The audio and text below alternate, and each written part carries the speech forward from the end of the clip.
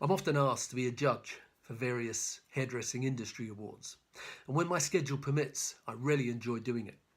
As someone who has entered many awards over the years and been fortunate enough to have sometimes won, I understand the commitment, the effort that goes into those submissions, and it's always a privilege to see the passion and the work that's gone into every entry. Although, like you, I don't always agree with the collective decision by the judges as to what wins, I don't believe that they are ever rigged. The people who win deserve to do so, but often it's not just because they are so good at what they do, but that they understand what award submission should look like. They know how to give themselves the best chance to win. So if you're entering awards, start by putting yourself in the position of the judges, who will usually have many entries to look at and compare before eventually selecting their winner. And by paying attention to a few basic points, you will increase the likelihood of your entry standing out from your competition. So while different judges may look for different things, here's my top 10 tips. At number 1, read the entry form. Now that might sound obvious to you, but you would be amazed how many people don't. So read the entry form thoroughly and follow the instructions. Then plan out your answers to the questions asked in rough format before committing them to your entry. At number 2, less really can be more. Some awards are purely photographic, but many also have a written element to them. One of the things that always amazes me with award submissions is how often the person entering doesn't stay on track. They lose focus and they bombard their submissions with unnecessary and unasked for content.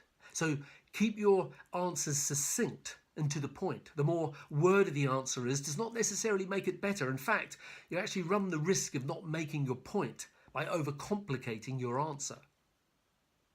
At number 3, be visually appealing.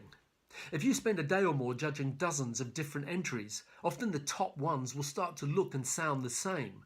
So presentation is paramount. It's not always about spending excessive amounts of money, but engaging the services of someone with a graphic design sensibility is usually money well spent, as presenting your submission in a visually appealing way means that you're bound to stand out from the crowd. At number 4, be factual and honest. Always keep your answers factual and honest. When asked for statistical information, just state the facts. For a judge, comparing facts and figures makes it easier to see who's performing at what level. Don't make the mistake of providing excessively complicated charts and expect the judges to work out the answers for themselves, because they don't have time and they simply won't do it. At number 5, be passionate. Award submissions should capture your passion.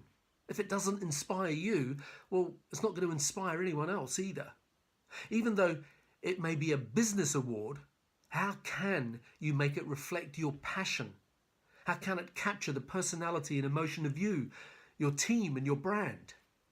What words, what images, what colours can you use to reflect your passion? At number 6, keep it together. Now, whenever possible, keep all of your content bundled together. If you've got 2 or 3 components to your entry, it is easy for them to become separated, and you run the risk of then not every judge getting to see all of your submission. At number 7, be professional. Now, you may feel the need and have the budget to engage other professionals in putting your submission together, from graphic designers, PR companies, copywriters, etc. And whilst that will potentially give you an edge in terms of presentation, you still have to have the content. Now, we're a very creative industry, so you should be able to produce a very professional and well-designed looking submission with some thought and hard work on your own. At number 8 is if you're going to do multiple entries, if you're entering into different categories, whilst it may be important to keep on brand with the look and feel of each submission, don't fill them up with all the same reference material, because it becomes very boring and repetitive for the judge. At number 9 is the importance of proofreading. Review your entry or entries several times, preferably with a night's break in between, before submitting them. If you do that, it's easier to spot any mistakes that you might have made or pick up on any grammatical or spelling errors.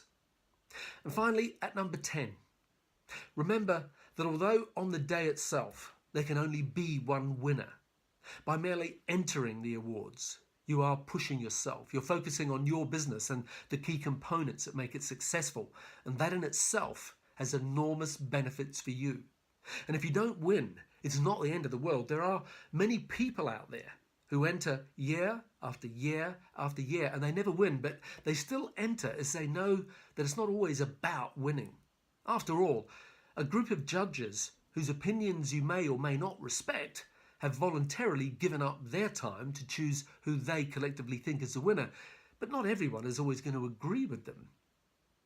Finally, good luck. If you're entering awards, congratulations on all the hard work that goes into it, and good luck. And thank you for watching, and I hope that this has been helpful. And if you don't already subscribe to the 2-Minute Salon Manager, you can do so by visiting growmysalonbusiness.com. And if you don't already, you can follow me on Instagram and Facebook, again, at Grow My Salon Business. Have a great week.